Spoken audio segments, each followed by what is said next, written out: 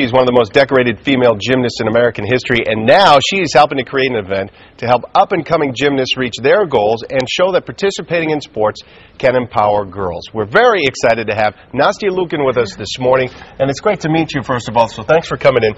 Let's start by telling you about this event that's coming up in March in Worcester. It has your name on it, and you share the name with Supergirl. I do, yes. It just came out yesterday, the title sponsor, so it's now the Nastia Liukin Supergirl Cup, which I'm so excited about, but this is the first year that they've actually had a competition in honor of me, so it's a little weird, but... and just for the record, you're not saying, I'm Supergirl. I mean, this is you know, the Supergirl from the comic book series. You're kind of teaming up with Yes, it is. I actually performed on my tour. I performed to that song, so that's kind of how it came about. They saw it, and all started from there. So people around here love gymnastics. What will this event entail coming up out in Worcester in March? What types of things are people going to see, and who are the gymnasts who are going to be involved? Right. Well, March 5th, which is the Nastia Liukin Supergirl Cup, is going to be for like the lower level, like level 9s and 10s, and the younger ones that can have that opportunity to compete on a big stage, and hopefully, you know, for the rest of their career, they'll have like a little jump start to that. Sure.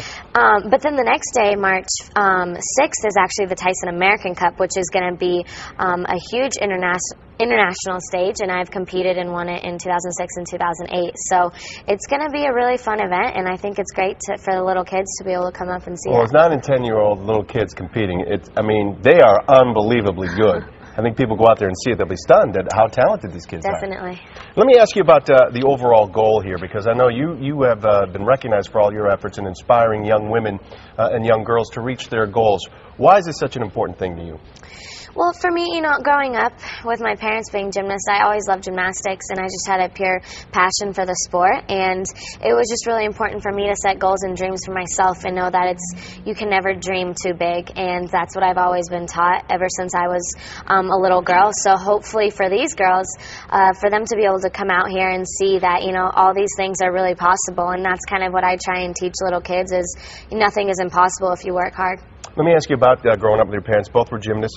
Did you have like a pommel horse in the living room? You know, balance beam to walk upstairs? Actually, my parents didn't want me to do gymnastics because, you know, my dad went to the Olympics, won 2 gold and 2 silver medals, so he knew how hard it was. But when they saw how much love I had for the sport, and they didn't want to, you know, take that away from me. Let's go back to Beijing, too. In 2008, you take the gold medal in the all-around.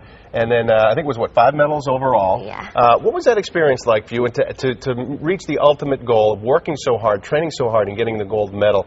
Take us through what it was like when you're on the medal stand and you hear the national anthem and that gold medal's around your neck. You know, it was definitely a little bit surreal just to know that at just 18 years old I accomplished the biggest thing in my sport and in my life that I could imagine. But so I guess over the past year and a half, it really taught me that, you know, you can set more goals and more dreams for yourself, which I have done. But, you know, back in Beijing, it was like, just to be able to be there and represent my country at the Olympic Games was an incredible honor, and to be able to be there with 5 other amazing girls and share those dreams was so cool, and especially to be there with my dad and be alongside with him exactly 20 years after he, you know, had his golden moment in the Olympics. It's a very emotional thing, I would imagine, because you work so hard, and there's such a small margin for error.